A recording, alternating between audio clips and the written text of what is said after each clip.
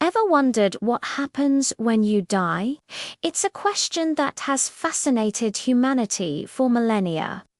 Religions offer visions of heaven, hell, or rebirth. Philosophers have debated it endlessly.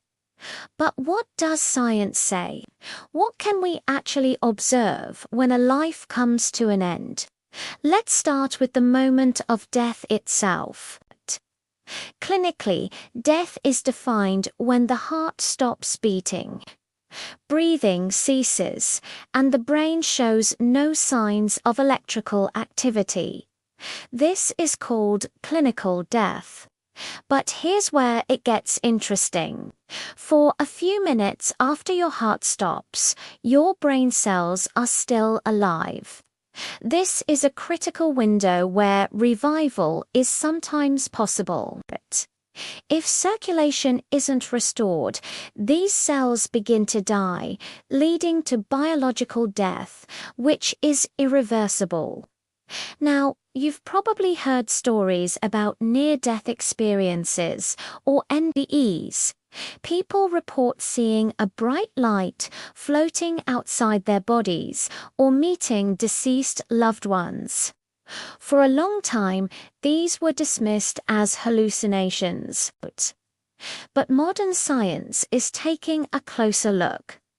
Dr. Sam Parnia, a leading researcher in this field, has conducted large-scale studies on cardiac arrest survivors. His work suggests that a surprising number of people have vivid, lucid experiences even when their brain, by all clinical measures, should be completely offline. So, what's going on? One theory is that as the brain is deprived of oxygen, it triggers a surge of electrical activity. A study on rats showed a massive spike in brain waves right before death, even higher than during normal waking consciousness. This could be the brain's final, frantic attempt to make sense of what's happening, potentially creating these intense, hyperreal experiences.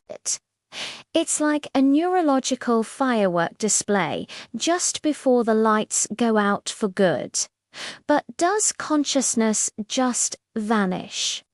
This is where we step into the wilder side of physics and philosophy. Some theories, like biocentrism proposed by Dr. Robert Lanza, suggest that consciousness isn't just a product of the brain. Instead, it might be a fundamental property of the universe itself. In this view, our physical body is just a receiver, like a TV set tuning into a broadcast. When the TV breaks, the broadcast doesn't stop. It's still out there. Lanza argues that our consciousness could continue to exist in some form, perhaps in another universe or dimension. This ties into fascinating ideas from quantum physics, like the many worlds interpretation. This theory suggests that every possible outcome of a quantum event creates a new, parallel universe. Could it be that at the moment of death, our consciousness simply shifts to another branch of reality where we continue to live? It sounds like science fiction, but it's a concept some physicists take seriously. It's a mind-bending idea that challenges our very definition of life and death. Let's bring it back to the body for a moment. What happens after biological death is confirmed? The process of decomposition begins. The body cools down in a process called algor mortis. Then, gravity causes blood to pool in the lower parts of the body, creating a purplish discoloration known as lavor mortis. Within a few hours, muscles stiffen due to chemical changes, a state called rigor mortis. But even as the body breaks down, a new ecosystem comes to life. The trillions of bacteria that lived in and on us during our life take over. They begin to break down tissues from the inside out. This process, called putrefaction, releases gases and nutrients back into the environment. It might not sound pleasant, but it's a vital part of the cycle of life. We are, in a very real sense, returning to the earth, providing nourishment for new plants, insects, and microorganisms. You become part of the great cosmic recycling program.